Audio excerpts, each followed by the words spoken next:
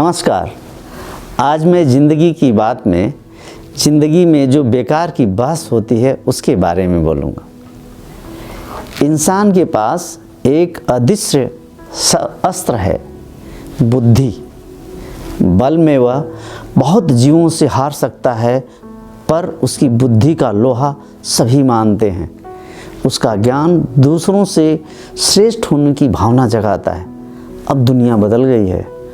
अब लोग मुद्दे तलाशते हैं, शब्दों के दाव पेच से भटकनी देते हैं। आलम यह है कि जो जहाँ है वह फिजूल की बहस में उलझा है।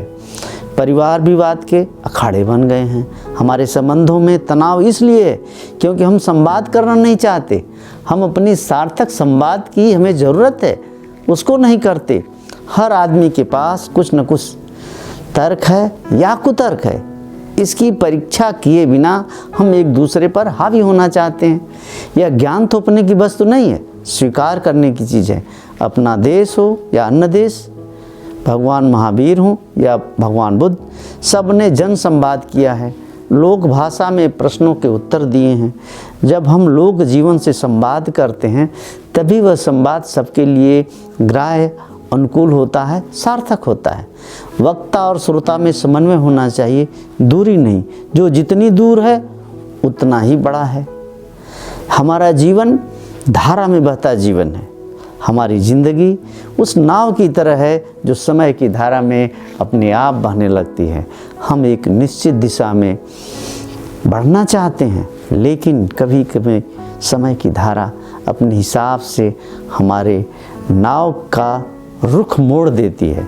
कुछ समय बाद जब हम ज़िंदगी की पिछले सफ़र पर गौर करते हैं तो हमें पता चलता है कि हमें कहाँ पहुँचना था, हम कहाँ पहुँच गए। दरअसल यह एक प्राकृतिक प्रक्रिया है।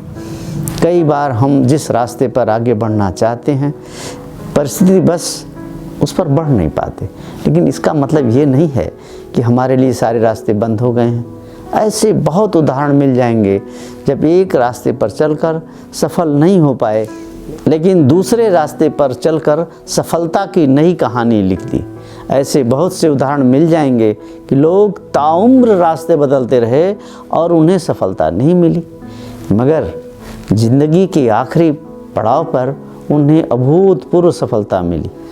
कभी कभी हमारे जीवन की नैया ऐसे भंवर में फंस जाती है कि चाह कर भी कुछ नहीं कर पाते। ऐसे में अपनी ज़िंदगी को दोष देना उचित नहीं है। समझदारी इसी में है कि हम भंवर से बाहर निकलने के उपायों पर विचार करें। लगातार अपनी ज़िंदगी का दोष देना उचित नहीं है। हम वास्तविकता से दूर भाग रहे हैं। यह ज़रूरी नहीं कि हमें ज़िंदगी में सब कुछ मिल जाए, लेकिन इसका यह भी अर्थ नहीं है कि हमें ज़िंदगी में कुछ हासिल ही नहीं होगा। अगर हमें बहुत जल्दी सब कुछ हासिल हो जाएगा तो क्या हम पाने के लिए जिएंगे? इसलिए ज़िंदगी में हमेशा ऐसा कुछ होना चाहिए जिसे हम हासिल करने की कोशिश करते रहें।